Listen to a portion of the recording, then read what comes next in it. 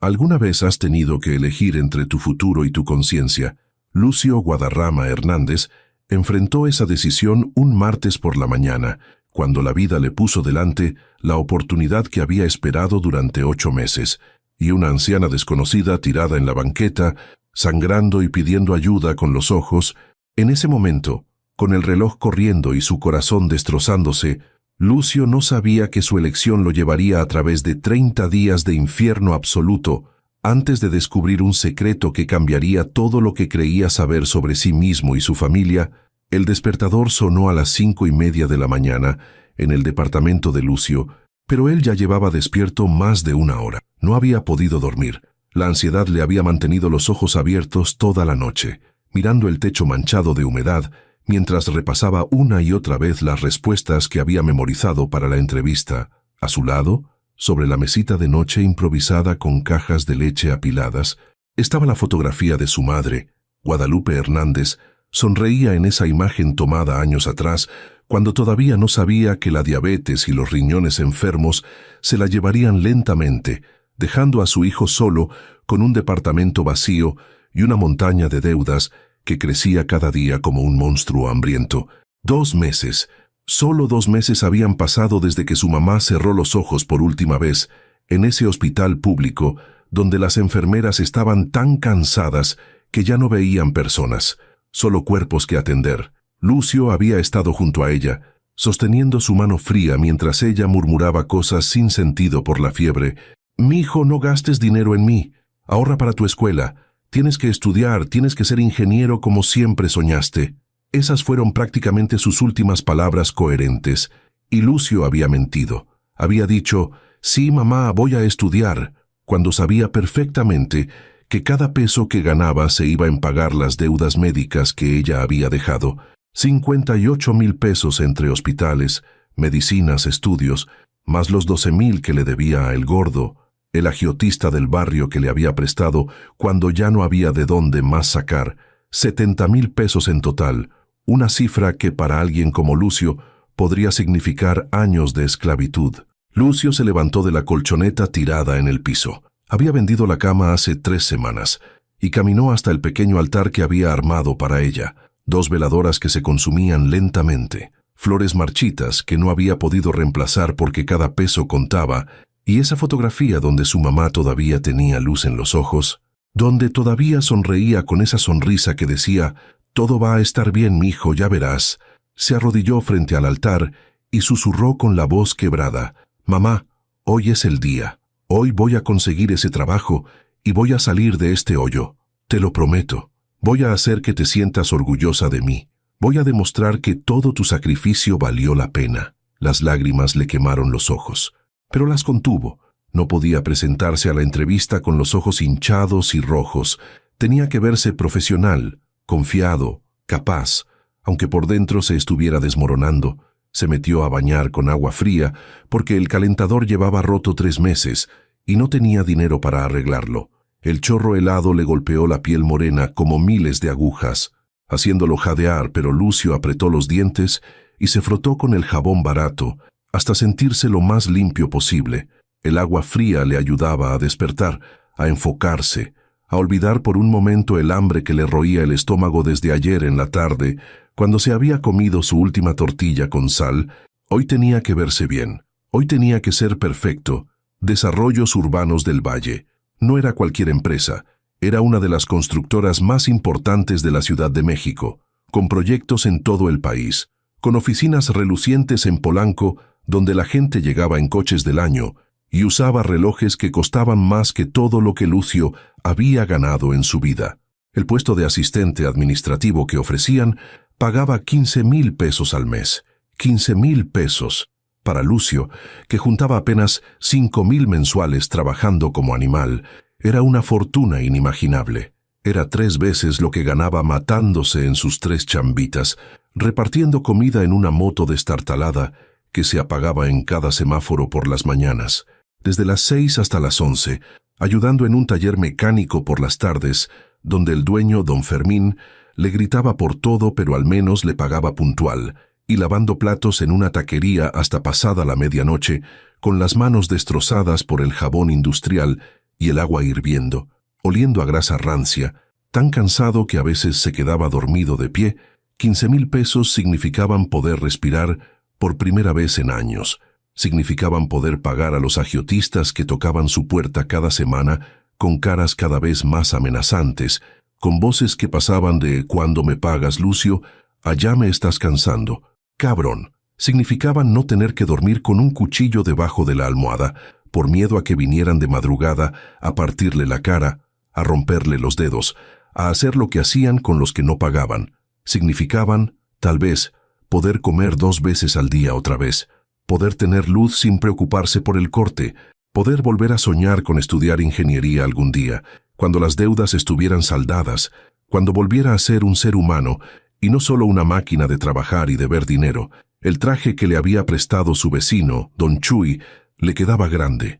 Don Chuy era un señor de 60 años que trabajaba de velador y que había sido amable con Lucio desde que era niño, siempre con una palabra de ánimo, siempre dispuesto a ayudar. «Llévate el traje, chamaco, es de cuando yo era más flaco, pero te va a quedar, vas a conseguir ese trabajo, ya verás, tienes buena cara, eres trabajador, van a ver eso». Lucio tuvo que usar un cinturón apretado al máximo para que el pantalón no se le cayera, y las mangas del saco le llegaban más allá de las muñecas, pero las dobló lo mejor que pudo. Era un traje. Era mejor que presentarse con sus jeans rotos y sus playeras desteñidas que ya tenían más agujeros que tela. Se miró al espejo rajado del baño y apenas reconoció al joven flaco de ojos hundidos que le devolvía la mirada. Había perdido como 10 kilos en estos 2 meses, desde que su mamá murió. Comía una vez al día cuando había suerte, a veces solo tortillas con sal o un huevo cuando le iba bien. Cuando don Fermín le regalaba algo del puesto de garnachas que estaba junto al taller, sus pómulos sobresalían demasiado, marcados como cuchillos bajo la piel. Sus ojos tenían ojeras profundas, como túneles oscuros, que parecían no tener fondo. Su piel se veía grisácea, como si la vida se le estuviera escapando lentamente, pero se peinó con gel barato que olía a alcohol. Se ajustó la corbata prestada, también de don Chuy, y trató de sonreír. La sonrisa le salió temblorosa, falsa, pero era mejor que nada. «Puedes hacerlo, Lucio, puedes hacerlo. Eres hijo de Guadalupe Hernández, y ella nunca se rindió. Tú tampoco te vas a rendir». Salió del departamento a las 7 de la mañana. La entrevista era a las 10, pero Lucio no confiaba en el transporte público. El metro siempre estaba saturado en las mañanas. Siempre había retrasos por fallas mecánicas o por gente que se aventaba a las vías, algo que Lucio entendía cada vez más. Siempre pasaba algo. Tenía 3 horas para llegar a Polanco desde Neza, un viaje que normalmente tomaba 1:30 si todo salía perfecto. Iba sobrado de tiempo, o eso pensaba. En el camino hacia la estación del metro, pasó frente a una tiendita donde siempre compraba. La señora que atendía lo vio y le gritó: «Lucio, que te vaya bien en tu entrevista. Ya me contó don Chuy». Lucio le sonrió y levantó el pulgar. El barrio entero sabía de su entrevista. Todos estaban echándole porras. Eso hacía que la presión fuera aún mayor.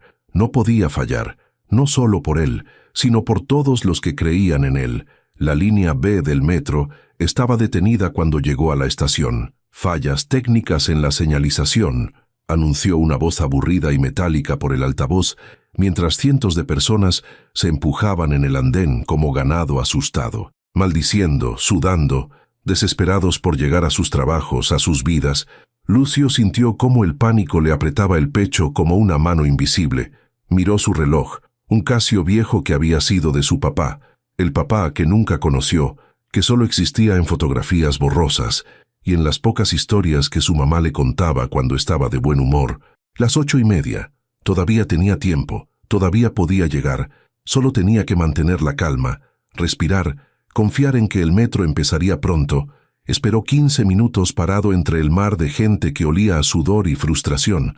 20 minutos, 30 minutos. El metro seguía detenido y la gente empezaba a gritar, a insultar a los empleados que no podían hacer nada. A las 9:15, cuando finalmente llegó un convoy tan lleno que la gente literalmente colgaba de las puertas como racimos humanos, Lucio se metió a empujones, usando los codos, sintiéndose horrible por golpear a una señora mayor pero sin otra opción. Adentro no podía respirar. Sentía cómo le aplastaban las costillas, cómo el aire le faltaba, cómo el pánico crecía como una ola gigante a punto de ahogarlo. «Por favor, Dios, por favor, que llegue a tiempo. Por favor». Repetía eso una y otra vez en su mente como un mantra desesperado. Llegó a la estación Polanco a las 9:50. 10 minutos. Tenía solo 10 minutos para llegar. La oficina estaba a 12 cuadras de distancia según Google Maps. 12 cuadras. Podía correrlas. Tenía que correrlas. Lucio salió de la estación como si le fuera la vida en ello. Y le iba la vida, el futuro, todo. Corría con el traje prestado pegándose a su cuerpo empapado de sudor, con los zapatos viejos, los únicos que tenía, golpeando el pavimento, haciendo un sonido extraño porque la suela izquierda estaba medio despegada. Su corazón latía tan fuerte que sentía que se le iba a salir del pecho, que iba a explotar ahí mismo en medio de la calle. La gente lo miraba raro al pasar.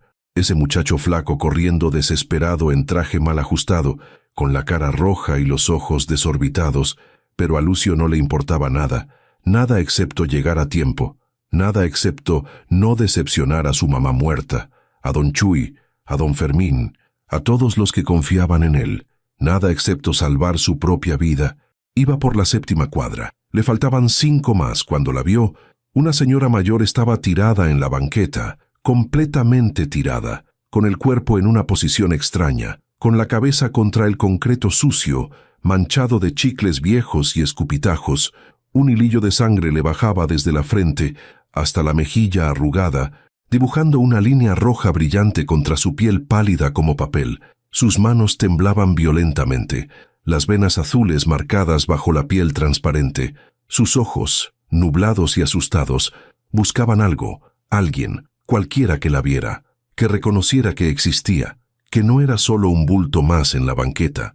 La gente pasaba a su alrededor como un río que rodea una piedra. Un hombre con maletín de piel y traje caro la miró un segundo, frunció el ceño con disgusto y siguió caminando mientras hablaba por teléfono sobre algún negocio importante. Una mujer joven con audífonos y ropa deportiva de marca ni siquiera volteó. Perdida en su música y en su trote matutino, un grupo de estudiantes pasó riendo, haciendo bromas, completamente ajenos al cuerpo caído a solo metros de ellos. Nadie se detenía. Todos tenían lugares a donde ir, cosas que hacer, vidas que vivir. Todos estaban demasiado ocupados, demasiado apurados, demasiado inmersos en sus propios mundos para ver el sufrimiento que tenían enfrente. Lucio se detuvo en seco. Su cuerpo frenó antes de que su mente pudiera procesar la decisión. Sus pies simplemente dejaron de correr, como si hubieran chocado contra una pared invisible. Miró a la anciana, miró su reloj. 9:57, 3 minutos. 3 minutos para recorrer 5 cuadras y llegar a la entrevista que cambiaría su vida. Miró hacia adelante, donde a solo metros de distancia estaba el edificio de Desarrollos Urbanos del Valle. Ese torre de vidrio y acero que brillaba bajo el sol matutino como una promesa de futuro mejor. 5 cuadras. Podía llegar en 4 minutos si corría como demente, si ignoraba el dolor en los pulmones, si dejaba todo en esas cuadras. Tal vez le darían una oportunidad si llegaba solo 2 o 3 minutos tarde. Tal vez entenderían. Tal vez. La anciana gimió, un sonido pequeño, roto, como el de un animal herido esperando el final. Sus labios se movieron tratando de formar palabras que no salían. Lucio cerró los ojos, y en ese segundo, en ese instante infinito, vio a su mamá. Vio a Guadalupe tirada en un pasillo de hospital, esperando que alguien la atendiera, esperando horas y horas mientras el dolor le comía los riñones, y nadie hacía nada porque había demasiados pacientes y muy pocos doctores, y el sistema estaba roto, y a nadie le importaba realmente. Vio sus ojos asustados cuando le diagnosticaron diabetes, cuando le dijeron que sus riñones estaban fallando, cuando supo que iba a morir lentamente y que su hijo iba a quedarse solo y endeudado. Vio sus manos temblando, igual que las de esta desconocida, buscando consuelo, buscando que alguien le dijera que todo iba a estar bien aunque fuera mentira. «Chingada madre», susurró Lucio, y se arrodilló junto a la señora. Se arrodilló en el pavimento sucio con su traje prestado, destruyendo su única oportunidad, tirando por la ventana 8 meses de buscar trabajo, sacrificando su futuro por una desconocida que probablemente ni recordaría su nombre. «Señora, ¿me escucha, señora? Estoy aquí, la voy a ayudar, no se preocupe». Su voz le salió temblorosa mientras le tocaba el hombro con cuidado, con miedo de lastimarla más. La mujer parpadeó lentamente, confundida, tratando de enfocar la mirada en ese rostro joven y preocupado que flotaba sobre ella. Tenía la piel pálida como papel de China, arrugada pero limpia, bien cuidada. Llevaba ropa cara, se notaba en la tela, en los botones dorados, en el corte elegante, un vestido azul marino de buena confección, zapatos de piel genuina, aunque ahora raspados. Traía aretes de perlas en las orejas. ¿Qué hacía una señora así tirada en una banqueta de Polanco sin que nadie la ayudara? ¿Dónde estaba su familia, sus amigos, la gente que debería cuidarla? ¿Cómo se llama, señora? ¿Tiene familia cerca? ¿Alguien a quien pueda llamar? Lucio buscó en la bolsa que la señora apretaba contra su pecho con fuerza sorprendente. Era una bolsa de piel cara, de esas que cuestan miles de pesos. Dentro encontró una cartera de piel también, perfectamente organizada. Sacó la identificación: Sara Huerta Iglesias, 74 años, dirección en Lomas de Chapultepec, el barrio más rico de la ciudad. Había tarjetas de crédito doradas, American Express, Platino, Visa Infinite. Había billetes de 500 pesos perfectamente doblados. Tal vez 3,000 pesos en efectivo. Esta mujer tenía dinero. ¿Por qué nadie la ayudaba? ¿Acaso el dinero no compraba ni siquiera compasión? «Señora Sara, me llamo Lucio. La voy a llevar al hospital». «Sí, todo va a estar bien. Quédese tranquila, por favor. Ya viene ayuda». Mentira. No venía ayuda. Pero tenía que decir algo. Tenía que darle esperanza aunque él mismo ya no la tuviera. Sacó su celular viejo y llamó a emergencias. La línea sonó 11 veces antes de que una operadora aburrida contestara como si estuviera haciendo un favor al mundo. «Emergencias, ¿cuál es su urgencia? Necesito una ambulancia urgente. Hay una señora mayor en la calle. Está herida. Está sangrando de la cabeza. Creo que se cayó». La operadora suspiró con fastidio. Le pidió la dirección. Hizo preguntas interminables que parecían no tener fin. Le dijo que el servicio estaba saturado como siempre, que tardarían entre 40 minutos y 1 hora. ¿1 hora? ¿Se puede morir en 1 hora? Está sangrando, tiene como 70 años. La voz de Lucio subió hasta convertirse casi en grito. La gente que pasaba lo miraba con molestia, como si él fuera el problema, como si estuviera haciendo una escena innecesaria. «Señor, hago lo que puedo. Hay muchas emergencias. Espere ahí con ella». Clic. La operadora colgó. Lucio miró su reloj con las manos temblando tanto que apenas podía leer los números. 10:05. La entrevista había empezado. En este momento, en este preciso instante, alguien más estaba sentándose frente al entrevistador, sonriendo con confianza, respondiendo preguntas, consiguiendo el trabajo que debería ser de Lucio.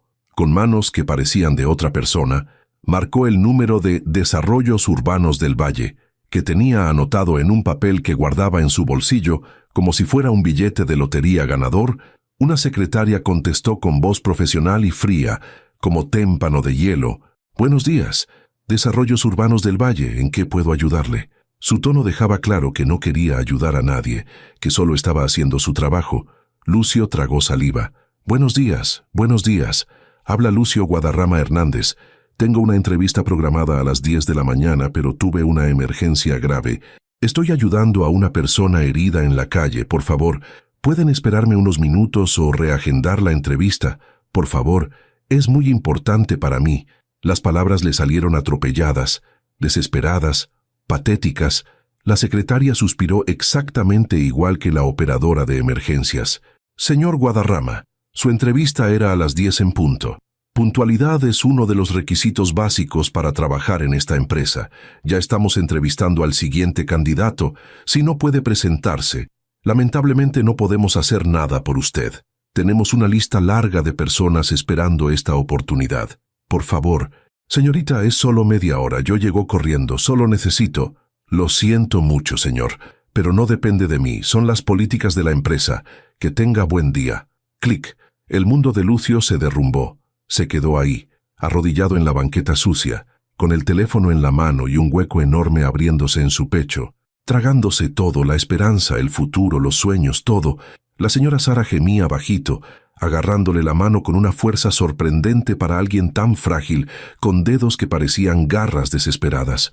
«No me dejes solo, por favor, no me dejes», murmuraba ella con voz de niña asustada, y Lucio no sabía si estaba hablando con él o con alguien que solo existía en su mente confundida, tal vez con su esposo muerto, tal vez con un hijo que nunca la visitaba, tal vez con Dios que no contestaba. Lucio quería gritar, quería levantarse y correr hacia ese edificio brillante y rogarles que le dieran una oportunidad, explicarles que era buen muchacho, trabajador, que necesitaba ese trabajo más que nadie en el mundo, pero no podía. No podía pararse y dejar a esta anciana ahí tirada, sangrando, asustada, sola. Simplemente no podía. Algo dentro de él, algo que su mamá había sembrado con años de ejemplo y sacrificio, no se lo permitía. Paró un taxi. El primer taxista vio la sangre y aceleró sin detenerse. El segundo también. El tercero se detuvo, pero cuando vio a la anciana herida, negó con la cabeza. «No puedo, joven, me van a manchar los asientos». Lucio sacó los billetes de 500 que encontró en la bolsa de Sara. «Hay 3,000 pesos aquí. El hospital está a 10 minutos, por favor». El chofer miró el dinero. Miró a la anciana. Miró el dinero otra vez. «Súbanse rápido». El viaje fue una eternidad de 10 minutos. Sara entraba y salía de la conciencia como una luz que parpadea antes de apagarse definitivamente. A veces lloraba bajito, lágrimas silenciosas que le corrían por las mejillas arrugadas. A veces murmuraba nombres que Lucio no reconocía. «Ernesto, Ernesto, ¿dónde está? Tengo fríos, tengo miedo, no quiero morir sola». Su voz era de niña perdida, vulnerable, completamente diferente de la mujer elegante que debía ser en su vida normal. Lucio la sostenía, tratando de darle calor con su cuerpo, sintiéndose completamente inútil. «No se va a morir, señora Sara. Ya casi llegamos, va a estar bien, se lo prometo». El hospital público San Jerónimo estaba repleto como siempre. El pasillo de urgencias parecía una escena de guerra, gente tirada en camillas improvisadas, en sillas de ruedas rotas, directamente en el suelo, familiares sentados contra las paredes con caras de desesperación, de cansancio infinito, gritos de dolor mezclándose con el llanto de niños y el olor penetrante a desinfectante barato, a enfermedad, a humanidad sufriendo. Una mujer gritaba que su hijo se estaba muriendo. Un hombre con la pierna ensangüentada estaba desmayado en el piso. Una anciana vomitaba en una cubeta mientras su hija le sostenía la cabeza. Lucio cargó a Sara. Pesaba casi nada, como si fuera de papel, hasta el mostrador de recepción, donde una enfermera exhausta con bolsas bajo los ojos apenas los miró. Estaba llenando formularios, rodeada de más formularios, como si el papeleo fuera más importante que las vidas. Formularios, llenen los formularios de ingreso y esperen su turno. Su voz era de robot, sin emoción, sin humanidad. «Está sangrando, necesita atención inmediata», gritó Lucio. La enfermera levantó la vista con fastidio. «Todos necesitan atención inmediata. Joven, todos están graves. Solo somos 3 doctores para 200 pacientes. Llene los formularios y espere. No puedo hacer más». Lucio se sentó con Sara en una silla de plástico rota, la única disponible, y llenó papel tras papel tras papel, mientras ella apoyaba la cabeza en su hombro, manchándole el traje prestado con sangre, nombre completo, dirección, teléfono, alergias, enfermedades previas, contacto de emergencia, seguro médico, Sara Huerta Iglesias. Tenía seguro privado, uno muy caro según decía la tarjeta dorada en su cartera. ¿Por qué estaba en un hospital público entonces? ¿Por qué no llamó a su seguro? Probablemente estaba demasiado confundida, demasiado asustada. Lucio llenó todo lo que pudo y entregó los papeles. La enfermera los puso en una pila con otros 100 formularios. «Esperen, los llamamos». Se dio cuenta de que estaba llorando sin hacer ruido, cuando vio sus propias lágrimas cayendo sobre el formulario, borrando la tinta. Había tirado su vida por la ventana. Había perdido la única oportunidad real que había tenido en años, tal vez la única que tendría jamás. ¿Y por qué? Por una desconocida que probablemente ni siquiera recordaría su nombre cuando despertara. Una desconocida rica que tenía familia, que tenía dinero, que tenía recursos, mientras él no tenía nada, absolutamente nada, Pasaron 4 horas sentados en esas sillas de plástico roto antes de que finalmente llamaran a Sara Huerta para atenderla. 4 horas viendo gente sufrir, viendo doctores y enfermeras correr de un lado a otro como hormigas desesperadas, viendo al sistema de salud colapsar en tiempo real. Lucio se quedó con Sara todo el tiempo, sosteniéndola cuando temblaba, limpiándole la sangre seca de la cara con su pañuelo, hablándole bajito aunque ella ya casi no respondía. Llamó a los números que encontró en su celular. El primero no contestó. El segundo era un número equivocado. El tercero contestó un hombre que se identificó como Julio, sobrino de Sara, y que vivía en Querétaro. ¿Qué tan grave es? Es que tengo trabajo, reuniones importantes hoy. La voz del tipo sonaba más molesta que preocupada. Está en el hospital con una herida en la cabeza. Se cayó en la calle y nadie la ayudó. Venga por ella, dijo Lucio con una dureza que no sabía que tenía en la voz, con un desprecio que le sorprendió a él mismo. Ah, bueno, voy a ver si puedo salir temprano. ¿En qué hospital están? Lucio le dio la dirección y colgó sin despedirse, cuando finalmente llegó el sobrino, un hombre de 40 y tantos años con traje caro y cara de fastidio, oliendo a perfume caro, con un Rolex en la muñeca que costaba más que todo lo que Lucio ganaría en 10 años. Ya eran las 5 de la tarde. El tipo apenas miró a su tía, que ya estaba en una cama siendo atendida por una doctora joven que se veía tan cansada que parecía zombi. ¿Qué pasó exactamente?, preguntó el sobrino con tono de gerente, haciendo preguntas en una junta aburrida. Lucio le explicó todo, tratando de controlar la rabia que le hervía en el pecho. Este imbécil ni siquiera parecía preocupado. Le entregó la bolsa de Sara con todas sus cosas. Su tía tiene seguro privado. Deberían transferirla a un hospital mejor. Aquí la atención es, bueno, hacen lo que pueden, pero... El sobrino asintió sin realmente escuchar. Sí, me encargo, gracias por ayudarla, supongo. ¿Eres familia? No, solo alguien que pasaba por ahí. El sobrino frunció el ceño, confundido, como si el concepto de ayudar a un desconocido fuera completamente ajeno para él. Ah, bueno, gracias de todas formas. Y se dio la vuelta ya sacando su celular para hacer llamadas importantes. Lucio se fue sin esperar más agradecimientos. Caminó hacia la salida del hospital, sintiendo que cada paso pesaba 1000 kilos. Afuera ya oscurecía, había perdido el día entero, había perdido sus 3 trabajos de hoy, había perdido el futuro. Se quedó parado en la banqueta del hospital viendo pasar los coches. La gente apurada regresando a sus casas después del trabajo, viviendo sus vidas normales, mientras la suya se desmoronaba. Revisó su celular. Tenía mensajes, uno del coordinador de la app de reparto. Lucio, te marcamos 3 pedidos esta mañana y no contestaste. Estás dado de baja del sistema, otro de don Fermín. Chamaco, ¿dónde estás? Te esperamos toda la tarde, háblame. Y uno de Jorge, el dueño de la taquería. Guadarrama, si no vienes a trabajar sin avisar, mejor ni regreses. Aquí hay 10 güeyes esperando tu chamba. 2 de 3 trabajos perdidos en un día. Solo le quedaba el taller de don Fermín, y eso si el viejo no lo corría también. Lucio caminó de regreso a Nesa. No tenía dinero para el metro. Había usado sus últimos pesos en llegar a Polanco esa mañana, cuando todavía tenía esperanza, cuando todavía creía que su vida podía cambiar. Caminó durante 3 horas con los pies destrozados dentro de esos zapatos viejos, sintiendo cómo se le formaban ampollas que reventaban y se volvían a formar. El traje prestado estaba arruinado, manchado de sangre y sudor, las rodillas sucias del pavimento. Su alma estaba hecha pedazos, desparramada por todo el camino de regreso, cuando finalmente llegó a su edificio. Eran casi las 9 de la noche. Don Chuy estaba sentado en la entrada, como siempre, cuidando el edificio con su mirada cansada de velador que ha visto demasiado. Su cara se iluminó al ver a Lucio. «Chamaco, ¿y cómo te fue? ¿Conseguiste el trabajo?» Su voz estaba llena de esperanza, de orgullo anticipado. Lucio solo negó con la cabeza. Sin poder hablar, si abría la boca, iba a llorar ahí mismo frente al viejo. Don Chuy vio el traje arruinado, las manchas de sangre, la cara de derrota absoluta. Entendió sin necesidad de palabras, se levantó y le puso una mano pesada en el hombro. «Lo siento, hijo, lo siento mucho». Ese gesto de compasión simple y honesto fue lo que rompió las últimas defensas de Lucio.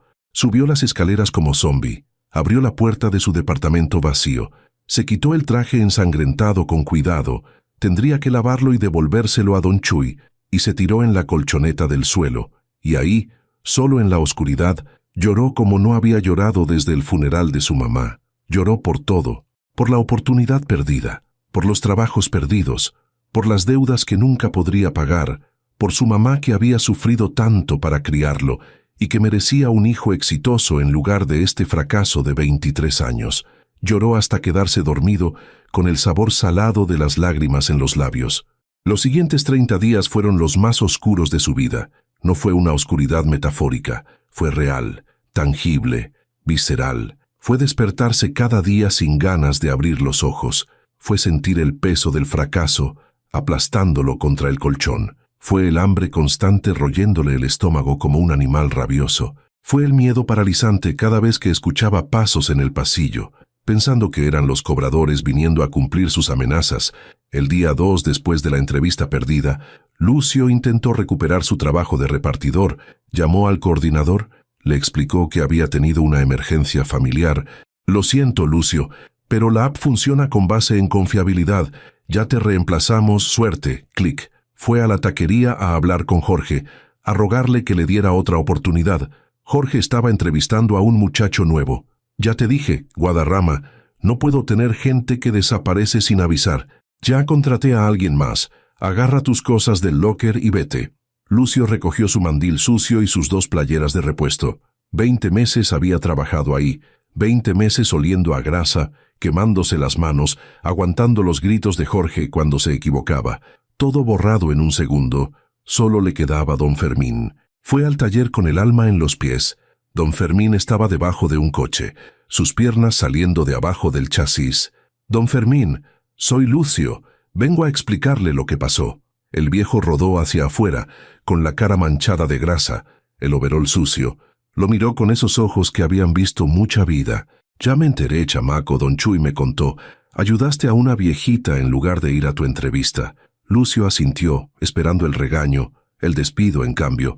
Don Fermín se levantó y le dio una palmada en el hombro. Eres un pendejo, Lucio, pero eres un pendejo con corazón. Todavía tienes tu chamba aquí. Pero ahora te necesito tiempo completo, ándale. Ponte a trabajar. Lucio casi lloró de alivio. Al menos tenía algo.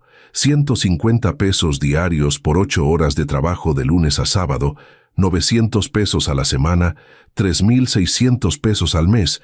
No era suficiente, ni cerca de ser suficiente. Su renta eran 2.500. Las deudas le comían otros 4.000 al mes solo en intereses. Los servicios, comida, transporte, estaba corto por más de 3.000 pesos mensuales. Y esa brecha solo crecería. El viernes de la primera semana aparecieron en su puerta. Lucio estaba acostado en su colchoneta, tratando de dormir aunque solo eran las 7 de la tarde, porque dormir era la única forma de no sentir el hambre. Los golpes en la puerta fueron brutales. ¡Bum, bum, bum! Guadarrama, abre la pinche puerta o la tiramos. Era la voz de El Gordo, inconfundible, como piedras rodando por un barranco. Lucio abrió. No tenía opción. El Gordo entró con sus casi 150 kilos de músculo, convertido en grasa, seguido de 2 tipos que Lucio no conocía. Uno era flaco como esqueleto, con tatuajes en el cuello que decían cosas en inglés mal escrito. El otro era más joven, tal vez 20 años, pero tenía ojos muertos, ojos que habían visto y hecho cosas. «¿Tienes mi lana, Guadarrama?» El Gordo no se molestó en saludar, fue directo al punto. Tengo 1.200 pesos, es todo lo que pude reunir, pero el próximo viernes te traigo más, te lo juro». Lucio había vendido su celular viejo en 300 pesos a un vecino. Había empeñado sus 2 últimos pares de zapatos decentes en 400. El resto lo había sacado de su primer pago de don Fermín, 1.200 pesos. Una miseria. El Gordo lo agarró del cuello con una mano que parecía garra de oso y lo estampó contra la pared. Los pocos platos que le quedaban en la repisa temblaron. Lucio no podía respirar. Veía puntitos negros bailando frente a sus ojos como luciérnagas enfermas. «Te dije 3.000, no 1.200, 3.000. ¿Estás sordo o pendejo?» La voz del Gordo era tranquila, casi amable, lo cual la hacía aún más aterradora. «Por favor, denme tiempo». Lucio apenas podía susurrar. El Gordo lo soltó, y Lucio cayó al suelo tosiendo. agarrándose el cuello que sentía como si se lo hubieran aplastado con piedras. El gordo se agachó hasta quedar a su altura, su aliento oliendo a cerveza rancia y cigarros. «¿Sabes qué, Lucio? Te caes bien. Siempre has sido respetuoso, no como otros pendejos que me hablan de tú y se ponen gallitos. Así que te voy a dar una oportunidad más. Una, tienes hasta el próximo viernes para traerme 4,000 pesos. Ya no son 3 porque te tardaste. Son 4. Si no los traes...» Hizo un gesto hacia el flaco de los tatuajes. «Mi compa aquí, que le decimos el Chueco, se va a divertir contigo y créeme que sabe cómo hacer que duela sin que te mueras. ¿Entiendes?» Lucio asintió todavía tosiendo. El gordo se levantó, le dio una patada suave en las costillas, casi juguetona. «Ándale pues, nos vemos el viernes». Los tres se fueron dejando la puerta abierta. Lucio se quedó en el piso durante no supo cuánto tiempo. Cuando finalmente pudo moverse, fue al baño y vomitó bilis amarilla porque no había comido nada en todo el día. La segunda semana fue una espiral descendente. Lucio trabajaba de 6 de la mañana a 6 de la tarde en el taller, sin descanso, con don Fermín pagándole día a día porque sabía que el muchacho necesitaba el dinero urgente, 150 pesos diarios que desaparecían en tortillas, huevos cuando había suerte, frijoles de lata. Lucio comía una vez al día y aún así su cuerpo seguía consumiéndose. Se veía las costillas contarse bajo la piel. Su pantalón le quedaba tan flojo que tuvo que hacerle otro agujero al cinturón. El martes de la segunda semana tocó a su puerta doña Meche. Su casera era una señora de 60 y tantos años, generalmente amable, que le había dado chances antes cuando se atrasaba con la renta. «Lucio, abre, mijo. Necesitamos hablar». Su voz sonaba triste. Lucio abrió. Doña Meche traía papeles en la mano. «Lucio, sabes que te aprecio. Conocí a tu mamá. Que en paz descanse, entiendo tu situación, de verdad. Pero...» Sus ojos se llenaron de lágrimas. «Llevas 2 meses sin pagar renta. Son 5,000 pesos que me debes. Yo también tengo gastos, hijo. Mi nieta está enferma. Necesita medicinas. Mi pensión no me alcanza. Si para fin de mes no me pagas lo atrasado, voy a tener que iniciar proceso de desalojo». «Lo siento muchísimo». Lucio sintió como el mundo se hacía más pequeño, como si las paredes se movieran para aplastarlo. «Doña Meche, por favor, deme un mes más, solo uno. Estoy buscando más trabajo. Voy a conseguir el dinero». «Ya te di 2 meses extra, Lucio. No puedo más, fin de mes, lo siento». Se fue con pasos lentos. Encorvada por el peso de tener que desalojar al hijo de su amiga muerta, Lucio cerró la puerta y se dejó caer contra ella. 2 semanas y media hasta fin de mes. Necesitaba 5,000 pesos de renta, más 4,000 para el gordo, 9,000 pesos. Con su salario actual tardaría 2 meses y medio en juntar eso. Y para entonces ya estaría muerto. O en la calle. No había salida, no había escape. Era como estar en un hoyo cavando más profundo, con la tierra cayéndole encima, enterrándolo vivo. Esa noche Lucio no durmió. Se quedó sentado en el piso de su departamento vacío, rodeado de penumbra porque había empezado a apagar las luces para ahorrar electricidad. Miraba el techo con sus manchas de humedad que parecían caras burlándose de él. Pensaba en su mamá. Pensaba en todas las veces que ella le había dicho: «Los Guadarrama no se rinden, mijo. Somos de madera dura. Cuando la vida te tumba, te levantas más fuerte». Pero Lucio no se sentía de madera dura. Se sentía de papel mojado, deshaciéndose, disolviéndose en nada. Pensó en cosas oscuras. Había un puente cerca, sobre la autopista. Sería rápido. Sería el fin del dolor. Sus deudas morirían con él. Ya no sería una carga para nadie. Pero entonces miraba la foto de su mamá y no podía hacerlo. No podía darle esa última decepción. No después de todo lo que ella había sacrificado para criarlo sola, trabajando de sirvienta, de lavandera, de lo que fuera para que él tuviera comida y escuela. La tercera semana, Lucio llegó al punto más bajo. Don Fermín lo llamó a su oficina el lunes por la mañana. Lucio pensó que lo iba a correr. Había cometido varios errores últimamente, porque no podía concentrarse, porque el hambre y el miedo lo hacían torpe. En cambio, el viejo le puso 2,000 pesos sobre el escritorio, lleno de facturas y manuales de autos. «Es un adelanto de 2 meses, chamaco. Sé que estás en problemas gordos. Devuélvemelo cuando puedas. Y si no puedes, ni modo, tu mamá fue buena persona. Mereces una oportunidad». Lucio lloró ahí mismo, sin vergüenza, sin intentar esconderse. Lloró como niño mientras don Fermín lo abrazaba torpemente, oliendo a aceite de motor y tabaco. Gracias, don Fermín, no sabe cuánto significa esto. Se lo voy a pagar, lo juro por mi mamá.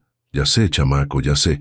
Ahora vete a trabajar antes de que nos pongamos más sentimentales y parezcamos telenovela. 2,000 pesos.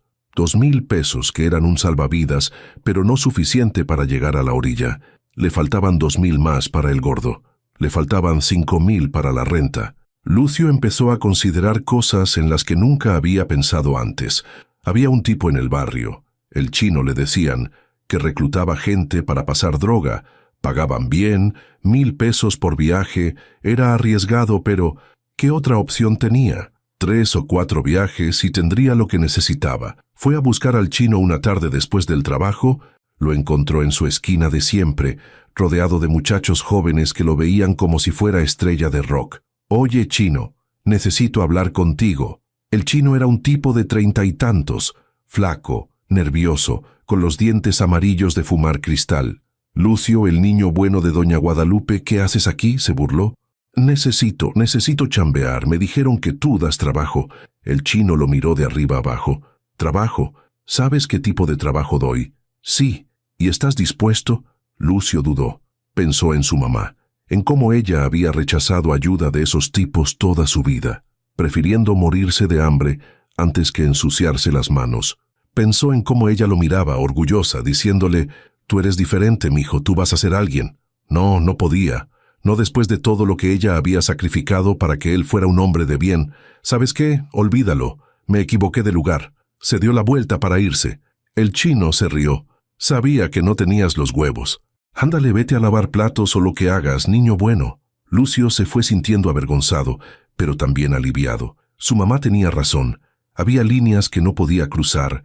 No importaba cuán desesperado estuviera, pero eso lo dejaba sin opciones. El jueves de la tercera semana, Lucio vendió todo lo que le quedaba. La pequeña televisión que había sido de su mamá, 500 pesos. El horno de microondas, 300. Los últimos 3 platos, las ollas, los cubiertos, 200 en total.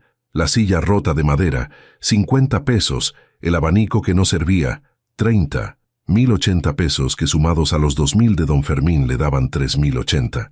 Todavía le faltaban casi 1,000 para el gordo, y no le quedaba absolutamente nada más que vender. Su departamento ahora estaba completamente vacío, solo la colchoneta en el piso, el altar de su mamá que nunca vendería, y paredes desnudas. Parecía celda de cárcel, era celda de cárcel, solo que él era prisionero de sus propias decisiones. El viernes llegó. Lucio esperó a el gordo con los 3,080 pesos en la mano, con el corazón latiéndole tan fuerte que pensaba que se le iba a salir. El gordo llegó a las 6 de la tarde, acompañado del Chueco. «A ver, Guadarrama, impresióname». Lucio le entregó el dinero. El gordo lo contó lentamente, disfrutando cada segundo. 3,080, te faltan 920. Se quedó callado un momento que pareció eterno. Luego sonrió. «¿Sabes qué? Te los perdono. Total, la próxima semana me vas a dar 4,000 por concepto de intereses atrasados y la siguiente otros 4,000, y así hasta que acabes de pagar los 12,000 que me debes». ¿Te queda claro? Era una trampa de la que nunca iba a salir, pero Lucio no tenía opción. Asintió. «Perfecto. Nos vemos el viernes que viene». Se fueron. Lucio se sentó en el piso de su departamento vacío, rodeado de nada, literalmente nada, y por primera vez en su vida entendió realmente qué significaba estar solo, no solo físicamente solo, sin familia, sin amigos verdaderos, sino existencialmente solo, solo contra un mundo que no le daba tregua, que lo golpeaba cada vez que trataba de levantarse, solo tratando de sobrevivir en un sistema diseñado para que gente como él nunca saliera adelante. La cuarta semana fue zombie mode. Lucio funcionaba en automático. Despertaba, iba al taller, trabajaba sin pensar, regresaba, se acostaba en la colchoneta. No dormía realmente solo. Cerraba los ojos hasta que salía el sol otra vez. Comía cada 2 días. Sus manos temblaban todo el tiempo. Su piel se veía grisácea. Don Fermín lo miraba preocupado, pero no decía nada. ¿Qué podía decir? No había palabras mágicas para arreglar un desastre así. El domingo de la cuarta semana, Lucio fue al panteón. No había ido desde el funeral porque cada viaje en micro costaba dinero que no tenía, pero necesitaba estar con su mamá, necesitaba su consejo aunque ya no pudiera dárselo. Se sentó frente a la tumba sencilla con su cruz de madera pintada de blanco que ya se estaba descascarando. No había flores porque no podía comprarlas, solo él y la tierra, y el recuerdo de la mujer que lo había criado. Mamá, no sé qué hacer. Cada vez que trato de salir me hundo más. Ayudé a esa señora porque tú me enseñaste a ayudar, porque tú siempre decías que hay que ser bueno, aunque el mundo sea malo. Pero el mundo me está castigando por ser bueno, mamá. Me está aplastando, y ya no sé si puedo seguir. Lloró con la frente apoyada en la lápida fría. Hice mal. Debí haber corrido a esa entrevista. Debí haber ignorado a esa anciana como todos los demás. Dime, mamá, ¿qué debía hacer? El viento sopló entre las tumbas, pero no trajo respuestas. Solo silencio, el mismo silencio que había llenado su vida desde que ella murió. Regresó a su departamento cuando oscureció. Pasó frente a la tiendita de la señora Rosa. Ella estaba cerrando. Lucio, mijo, ven. Lo llamó con ese tono maternal que usaban las señoras del barrio. Toma. Le dio una bolsa con tortillas y frijoles. Sé que estás pasándola mal. No es mucho, pero... Lucio no pudo ni agradecerle. Solo abrazó a la señora y siguió caminando antes de que ella lo viera llorar otra vez, la noche del domingo. Exactamente 28 días después de la entrevista perdida, Lucio estaba sentado en el piso de su departamento vacío, rodeado de papeles con números en rojo, con avisos de corte de luz, con amenazas escritas a mano que le habían dejado debajo de la puerta. Guadarrama, tienes 3 días. El agua se corta el martes. Desalojo programado para el 31. Su vida completa resumida en papeles con letras rojas. El viernes que venía tenía que pagarle a El Gordo 4,000 pesos que no tenía. El lunes siguiente era fin de mes, y doña Meche iniciaría el desalojo. No había salida. Se había acabado. Se miró las manos temblorosas, manos de 23 años que parecían de 50, manos que habían trabajado hasta sangrar y no había servido de nada. Pensó, vale la pena seguir. ¿Para qué sigo peleando? ¿Para qué? Miró la foto de su mamá, la única cosa que no había vendido, ni empeñado, ni perdido. Ella sonreía en esa imagen vieja, con su delantal de cocina y sus manos llenas de masa de tortillas, con esa sonrisa que decía, todo va a estar bien. Pero todo no estaba bien. Todo estaba horrible. Y él estaba cansado, tan cansado. Perdóname, mamá, susurró en la oscuridad. Lo intenté, de verdad lo intenté, pero no puedo más. Esa noche de domingo recibió un mensaje de El Gordo. Lunes, 4,000 pesos. Última oportunidad, pendejo. Lucio no respondió. Se acostó en el colchón tirado en el piso y esperó que el sueño viniera a llevárselo, aunque fuera temporalmente, de esta pesadilla que era su vida. Pero el sueño no llegó. Se quedó mirando el techo, esperando el lunes, esperando lo inevitable, esperando el final de su historia de fracasos. Y entonces sonó el teléfono. Era lunes en la mañana, apenas las 9. Lucio había sobrevivido otra noche sin dormir. El celular prestado que usaba, un Nokia viejo de Don Chuy, sonó con su ringtone anticuado. Lucio casi no contestó. No reconocía el número. Probablemente otro acreedor, otra persona a quien le debía, otro problema, pero algún instinto que no entendía, lo hizo levantar el teléfono. Señor Lucio Guadarrama Hernández, era una voz de hombre, educada, formal, con acento de gente que había estudiado en escuelas caras. Sí, la voz de Lucio sonó ronca por no haber hablado en días. Buenos días, mi nombre es licenciado Rodrigo Salazar. Represento a la señora Sara Huerta Iglesias. ¿Recuerda usted a la señora Huerta? El corazón de Lucio dio un salto extraño, como si despertara de golpe después de estar dormido por mucho tiempo. Sí, la señora que ayudé hace casi un mes. Exactamente, 30 días para ser precisos. La señora Huerta desea verlo personalmente, señor Guadarrama. Es un asunto de suma importancia y urgencia. ¿Podría venir hoy a su residencia? Lucio frunció el ceño, confundido. ¿Por qué una señora rica querría verlo a él? ¿Para qué? Hice algo mal. ¿Es por el hospital, por las cuentas? No, no es nada de eso, al contrario. La señora Huerta desea agradecerle personalmente y hablar con usted sobre... Bueno, preferiría que ella misma se lo explicara, por favor. Es realmente muy importante para ella. ¿Puede venir a las 11 de la mañana? Lucio miró alrededor de su departamento vacío. Miró la hora. El gordo llegaría en cualquier momento, exigiendo los 4,000 pesos que no tenía. «Le voy a partir tu madre», había dicho en su último mensaje. No tenía el dinero. No tenía nada que perder. «Sí, ahí estaré. ¿Cuál es la dirección?» «Le enviaré la ubicación por mensaje ahora mismo. Muchas gracias, señor Guadarrama. La señora Huerta estará muy complacida». Lucio recibió el mensaje segundos después. La dirección era en Lomas de Chapultepec.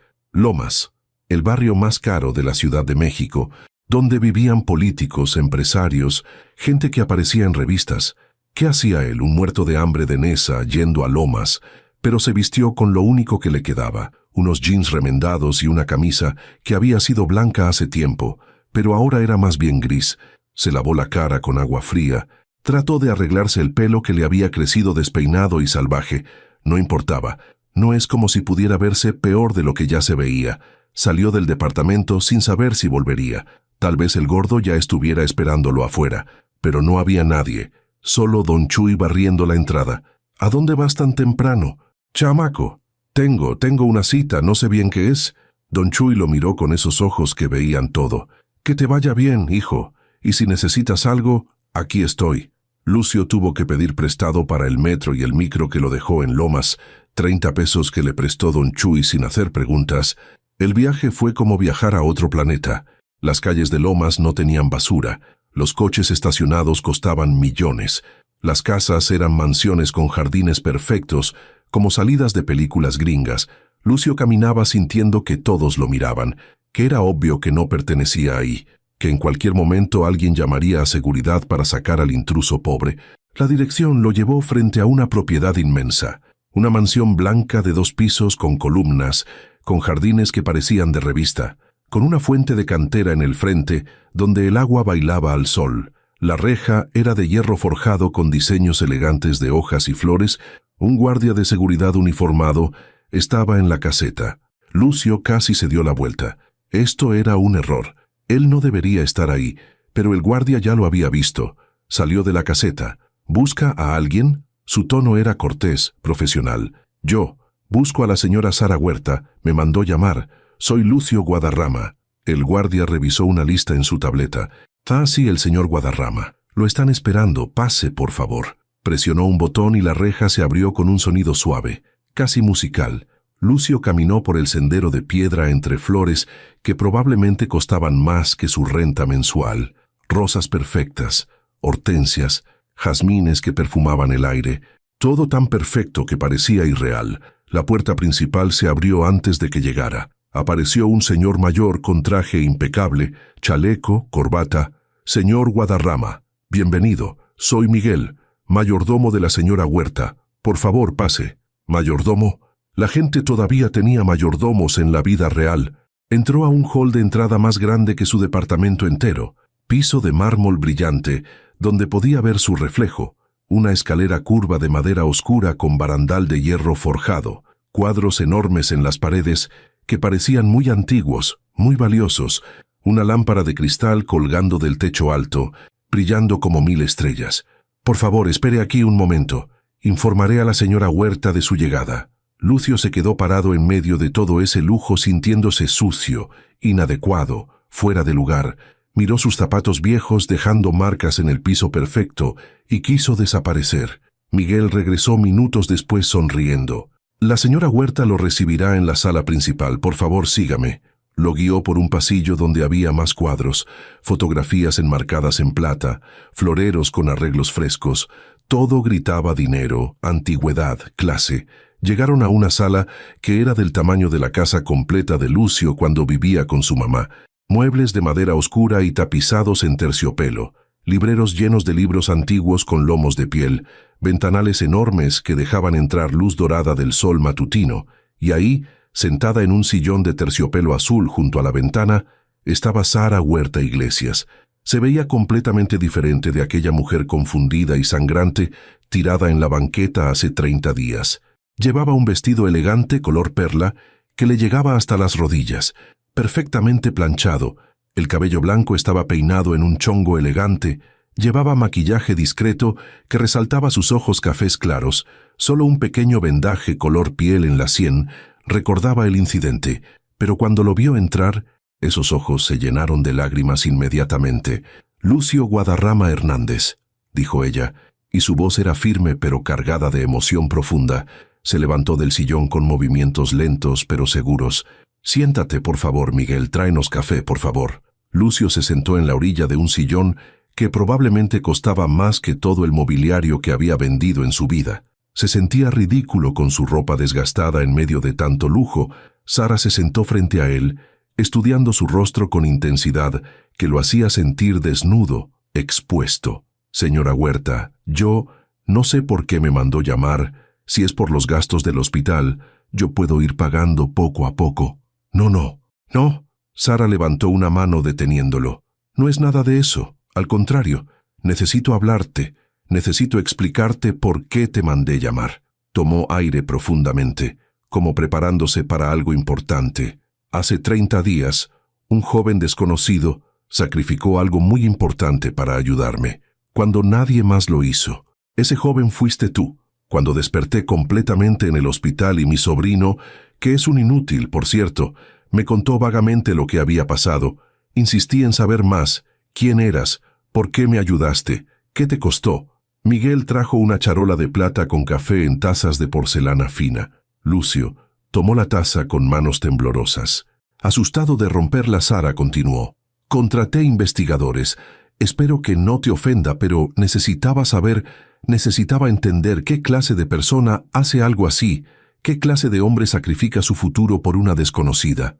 Lucio sintió vergüenza quemándole las mejillas. «No tengo nada que esconder. Señora, soy nadie. Solo un tipo de Nesa con un montón de deudas que nunca va a poder pagar». Los ojos de Sara se llenaron de lágrimas que corrían libremente ahora. «Descubrí todo, Lucio. Tu madre que falleció hace solo 2 meses, las deudas terribles que te dejó por tratamientos médicos, los 3 trabajos que tenías, la entrevista de trabajo que perdiste por ayudarme, la entrevista que era tu única esperanza real. Descubrí que perdiste 2 de tus 3 trabajos ese mismo día. Descubrí el infierno que has vivido estos 30 días, las amenazas, el hambre, la desesperación». Su voz se quebró. «Descubrí que vendiste absolutamente todo lo que tenías tratando de sobrevivir, y todo por haber hecho lo correcto, todo por haberme salvado». Lucio no sabía qué decir. Sentía una mezcla extraña de vergüenza y alivio de que alguien finalmente supiera, de que alguien viera su sufrimiento. «No necesitaba investigar todo eso, señora. Yo solo hice lo que mi mamá me enseñó, nada más». Sara se inclinó hacia adelante, tomando las manos ásperas y trabajadas de Lucio entre las suyas, suaves y cuidadas. «Pero hay algo más, algo que descubrí cuando mi investigador me trajo información sobre tu familia, sobre tu padre, sobre Roberto Guadarrama Salinas». Lucio se tensó. Su padre, el hombre fantasma, el cobarde que había abandonado a su mamá embarazada. «No conocí a mi padre. Abandonó a mi mamá cuando estaba esperándome. Ella nunca me habló mucho de él. Solo decía que se llamaba Roberto y que se perdió». Sara asintió lentamente, las lágrimas corriendo por sus mejillas arrugadas pero perfectamente maquilladas. «Lo sé, y hay una razón por la que se perdió, una razón que nunca supiste». Se levantó y caminó hasta una repisa donde había fotografías en marcos de plata antigua. Tomó una y regresó, extendiéndosela a Lucio con manos temblorosas. «¿Reconoces a alguien en esta fotografía?» Lucio tomó el marco. Era una foto vieja, amarillenta, de hace muchos años. Mostraba a 2 hombres jóvenes, quizás de 30 años, con cascos amarillos de construcción y ropa de trabajo polvorienta. Tenían los brazos sobre los hombros del otro, sonriendo a la cámara bajo un sol brillante. Detrás de ellos se veía una obra en construcción. Lucio reconoció inmediatamente a uno de ellos. Los mismos ojos oscuros que veía en el espejo, la misma mandíbula cuadrada, la misma sonrisa torcida. Es mi papá, Roberto, pero ¿cómo tiene usted? Tu padre, Roberto Guadarrama, trabajaba para mi esposo, Ernesto Huerta, en la constructora que él dirigía hace más de 25 años, explicó Sara sentándose de nuevo, secándose las lágrimas con un pañuelo bordado. «Este es mi Ernesto», señaló al otro hombre en la foto, un señor robusto, de sonrisa amplia, ojos bondadosos. Era más que jefe y empleado, Lucio. Eran amigos. Ernesto respetaba muchísimo a Roberto. Decía que era el hombre más trabajador, más honesto, más alegre que había conocido. Decía que Roberto iluminaba la obra con su sola presencia.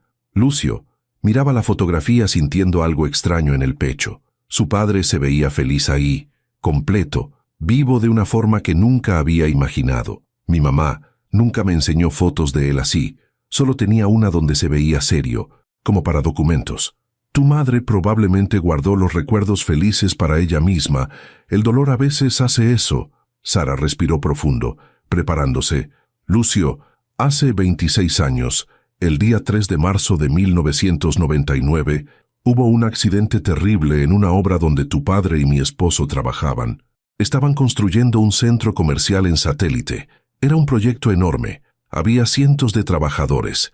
Se levantó y caminó hacia la ventana, mirando los jardines perfectos, pero Lucio sabía que ella estaba viendo el pasado. Ese día, por una falla en las cadenas de seguridad, una viga de acero de 2 toneladas se soltó de la grúa. Iba cayendo directo hacia donde estaba mi Ernesto. Él ni siquiera la vio venir. Estaba revisando planos, concentrado. Todos gritaron, pero era demasiado tarde. La viga caía demasiado rápido. Su voz se quebró. Tu padre la vio.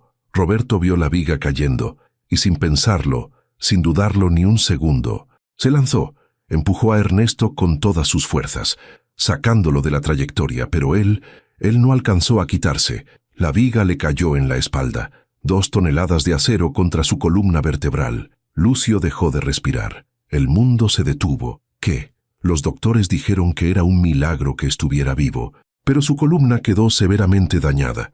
Dolor crónico para el resto de su vida, movilidad limitada, ya no podría hacer trabajo físico nunca más. A los 32 años, tu padre quedó esencialmente discapacitado, y todo por salvar a mi esposo. Las lágrimas corrían por la cara de Lucio ahora, imparables. Su padre no era un cobarde, su padre era un héroe. ¿Y por qué mi mamá nunca me dijo? Porque probablemente ella tampoco sabía los detalles. Déjame explicarte qué pasó después. Sara regresó y se sentó, tomando las manos de Lucio otra vez. Ernesto quedó destrozado por lo que pasó. Se sentía culpable, responsable. Le ofreció a Roberto todo, una compensación económica enorme, tratamiento médico de primera clase en hospitales privados, un trabajo administrativo en la empresa donde no tendría que hacer esfuerzo físico, donde podría usar su inteligencia. Roberto era muy inteligente. A Lucio hubiera sido un excelente ingeniero o arquitecto si hubiera tenido la oportunidad de estudiar. ¿Y qué pasó? ¿Por qué rechazó la ayuda? Sara cerró los ojos, las lágrimas escapándose entre sus párpados cerrados. Orgullo, vergüenza. Tu padre entró en una depresión profunda después del accidente. Se veía a sí mismo como un inválido, como alguien roto, inútil. Tu madre, Guadalupe, que trabajaba como sirvienta en una casa cerca de la obra y así había conocido a Roberto, estaba embarazada de 3 meses cuando pasó el accidente. Tu padre pensaba, ¿cómo voy a mantener a una familia si apenas puedo caminar sin dolor? ¿Cómo voy a ser un hombre si no puedo trabajar con mis manos? Así que desapareció, susurró Lucio entendiendo finalmente. Así que desapareció una noche. Roberto se fue del hospital en cuanto pudo caminar con muletas. Dejó una nota para Ernesto diciendo, «Gracias por todo, pero no puedo aceptar limosnas. Cuídate». Y se fue. Mi esposo lo buscó, Lucio. Lo buscó durante años. Contrató investigadores, puso anuncios, hizo todo lo posible. Finalmente, encontramos rastros. Roberto había estado trabajando en chambitas, en lo que podía, a pesar del dolor constante, trabajos pesados que destrozaban aún más su espalda, porque no sabía hacer otra cosa. Nunca volvió con tu madre porque pensaba que ella merecía algo mejor que un hombre roto. Lucio lloraba abiertamente ahora, sin vergüenza. Mi mamá lo amaba. Ella me decía que lo amó hasta su último día. Decía que él no era malo, solo estaba perdido. ¿Qué pasó con él? ¿Dónde está? Sara apretó sus manos. Murió cuando tú tenías 5 años, Lucio. Una infección en la columna vertebral. Para entonces vivía en Nezahualcóyotl, no muy lejos de donde tú creciste. Probablemente estuviste a kilómetros de tu padre durante años sin saberlo. Murió en un hospital público, solo, con tu nombre en sus labios, según la enfermera que estaba ahí. Los investigadores de Ernesto encontraron su tumba 2 años después de su muerte. Mi esposo fue a visitarla, a pedirle perdón por no haberlo encontrado a tiempo. El mundo de Lucio se había volcado completamente. Todo lo que creía saber sobre su padre era mentira. No era un cobarde que los abandonó por egoísmo. Era un héroe que los dejó porque pensaba que era lo mejor para ellos. Un hombre roto por salvar a otro. Un hombre que sacrificó todo, incluyendo a su familia, por hacer lo correcto, exactamente igual que Lucio había sacrificado su futuro hace 30 días por hacer lo correcto. Tu padre y tú son la misma persona, dijo Sara como leyendo sus pensamientos. Cuando estaba tirada en esa banqueta y te vi detenerte, cuando vi la duda en tu cara pero luego la decisión de ayudarme de todas formas, fue como ver a Roberto otra vez, los mismos ojos, el mismo corazón, la misma incapacidad de ignorar el sufrimiento aunque te cueste todo. Sara se levantó y caminó hasta su escritorio antiguo. Abrió un cajón y sacó una carpeta de piel. Ernesto murió hace 5 años. Cáncer de páncreas. Sus últimos años estuvo atormentado por la deuda que nunca pudo pagar. Ese hombre me dio 30 años extra de vida, decía siempre. 30 años con mi familia, con mis hijos, con mis nietos, y murió solo y pobre, antes de morir. Ernesto preparó esto. Le entregó la carpeta a Lucio. Dentro había documentos legales llenos de sellos y firmas. Este es el contrato de compensación que Ernesto había preparado para tu padre hace 26 años. Una compensación por el accidente laboral, por su discapacidad permanente, por su incapacidad de trabajar, con intereses calculados hasta el día de hoy. Suma 350,000 pesos. Lucio abrió los ojos enormes. 300, ¿qué? 50,000 pesos. Es tuyo. Es lo que tu padre debió haber recibido y nunca aceptó. Es lo que tu familia merece. Las manos de Lucio temblaban tanto que apenas podía sostener los documentos. 350,000 pesos. Era más dinero del que había visto en su vida entera. Era salvación. No puedo aceptar esto. Yo no hice nada para merecerlo. Tu padre lo hizo. Y tú me salvaste igual que él salvó a mi esposo. Esta no es caridad, Lucio. Es justicia. Es una deuda de 26 años finalmente saldada. Sara se sentó junto a él, rodeándolo con su brazo frágil pero firme. Pero hay algo más. Ernesto le había ofrecido a tu padre un puesto permanente en la empresa, un puesto administrativo donde podría usar su inteligencia en lugar de su cuerpo. Ese puesto nunca se ocupó. Tu padre nunca lo aceptó. Quiero ofrecértelo a ti. Un puesto. Desarrollos Huerta sigue operando. Ahora bajo la dirección de mi hijo Ernesto Jr. Es una de las constructoras más importantes del país. Necesitamos un asistente de gerencia en el Departamento de Desarrollo de Proyectos. Alguien honesto, trabajador, con principios inquebrantables. Alguien exactamente como tú. El salario es de 25,000 pesos mensuales, con todas las prestaciones de ley. Seguro médico, fondo de ahorro, aguinaldo, vacaciones, y hay más. Pagaremos tu educación completa si quieres estudiar ingeniería. Horarios flexibles para que puedas ir a clases. Lucio no podía procesar lo que estaba escuchando. Era demasiado, era imposible. ¿Por qué? ¿Por qué hace todo esto por mí? Sara sonrió con ternura infinita. Porque hace 30 días, cuando estaba tirada en esa banqueta, tuve algo más que una herida física. Tuve una revelación. Pensé que iba a morir ahí sola, rodeada de cientos de personas que no me veían, que no les importaba. Me sentí como debe haberse sentido tu padre, invisible, sin valor, sola. Y entonces apareciste tú, un muchacho con todo que perder y nada que ganar, y me salvaste, te quedaste conmigo, sacrificaste tu futuro por una desconocida. Se arrodilló frente a Lucio, esta mujer de 74 años arrodillándose frente a este muchacho de 23. Y tomó su rostro entre sus manos. Me mostraste que todavía existe la bondad en este mundo cruel. Me recordaste por qué vale la pena vivir. Y cuando descubrí quién eras, cuando supe que eras el hijo de Roberto Guadarrama, entendí que no fue coincidencia. Dios, el universo, el destino, como quieras llamarlo, como me dio la oportunidad de saldar la deuda que mi familia tiene con la tuya. Una deuda de gratitud infinita. Lucio se derrumbó. Lloró como no había llorado en toda su vida, ni siquiera en el funeral de su mamá. Lloró por todo el dolor de los últimos 30 días, por el hambre y el miedo y la desesperación. Lloró por su padre que nunca conoció, pero que ahora entendía completamente. Lloró por su madre, que amó a un héroe sin saber toda su historia.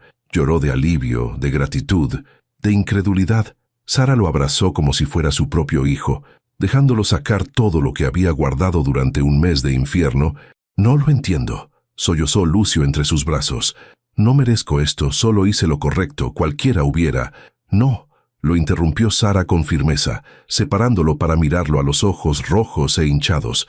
«No cualquiera. Viste a docenas de personas pasar sin detenerse ese día, gente con mucho más dinero que tú, con mucho menos que perder, y ninguno se detuvo, solo tú, porque tienes algo especial dentro, algo que tu padre te heredó, aunque nunca lo conociste, la incapacidad de ver sufrimiento sin actuar. Eso no es solo hacer lo correcto, eso es ser excepcional». El licenciado Salazar entró entonces a la sala con más documentos. Maletín de piel bajo el brazo. «Señor Guadarrama, buenos días. Necesitamos que firme algunos papeles para formalizar todo». Era el mismo hombre que había llamado esa mañana. Cincuentón, traje impecable, sonrisa amable. «Primero, el acuerdo de compensación. El dinero será transferido a la cuenta bancaria que abriremos a su nombre hoy mismo.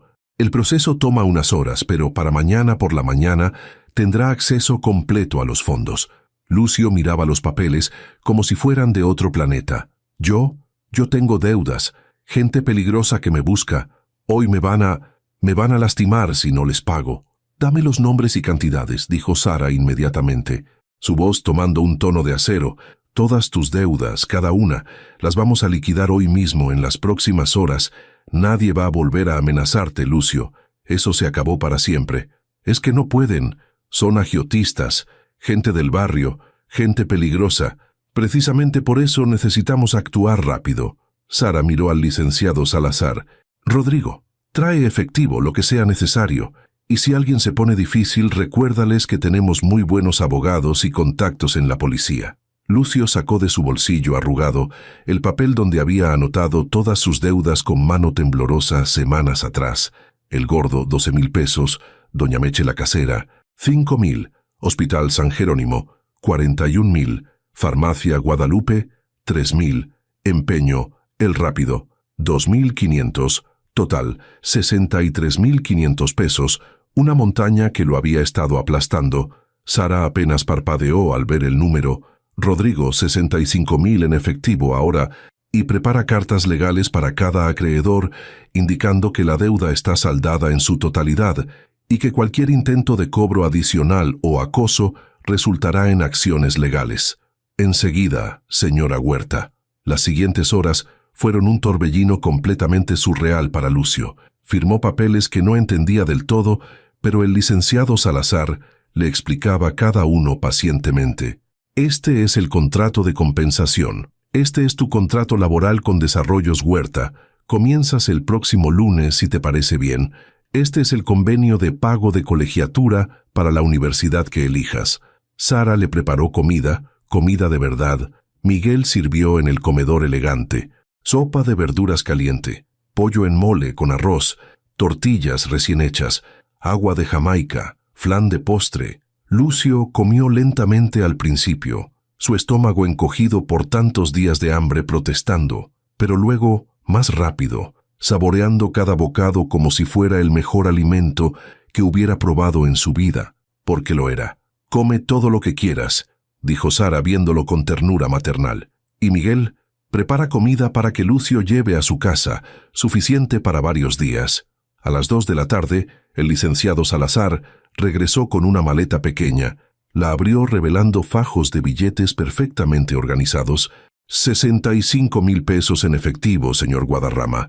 ¿Quiere que lo acompañe a saldar sus deudas? Puedo proveer seguridad si es necesario. Yo, sí, por favor. El Gordo es peligroso. Fueron en el Mercedes-Benz negro del licenciado Salazar. Lucio iba atrás, todavía sin poder creer que esto fuera real. Pararon primero con Doña Meche. La señora abrió la puerta con cara de sorpresa. «Lucio, ¿y ese coche?» Lucio le entregó 5,000 pesos en efectivo. «Aquí está la renta, Doña Meche, todo lo que le debo, y gracias por haberme dado tiempo, de verdad». Doña Meche contó el dinero con manos temblorosas. lágrimas en los ojos. «Ay, mijo, no sabes el alivio, ¿de dónde?» «Es una historia larga, pero ya no tiene que preocuparse». Ella lo abrazó fuerte. «Tu mamá estaría orgullosa, Lucio». Después fueron al empeño, a la farmacia, al hospital, en cada lugar. Lucio pagaba en efectivo y el licenciado Salazar entregaba una carta oficial. La deuda queda saldada en su totalidad. Favor de actualizar sus registros. Finalmente fueron a buscar a El Gordo. Lucio sabía dónde encontrarlo. En su esquina de siempre, rodeado de sus matones. El Mercedes se estacionó y Lucio salió con el licenciado Salazar. El Gordo lo vio y sonrió como tiburón oliendo sangre. «Mira nada más. Guadarrama viene en coche de rico. ¿Asaltaste un banco o qué?», se acercó amenazante. Lucio sacó el sobre con 12,000 pesos. Su mano no temblaba.